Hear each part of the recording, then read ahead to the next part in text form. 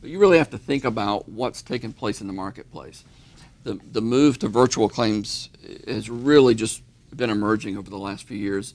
We're really early in this claims automation journey, and to have 20% ready to sign up for self-service today, I think is pretty incredible. So I think that one will only increase.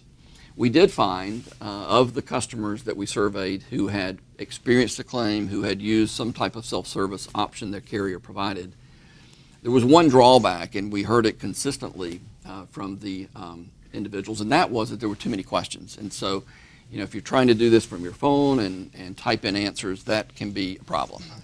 And but that can be corrected.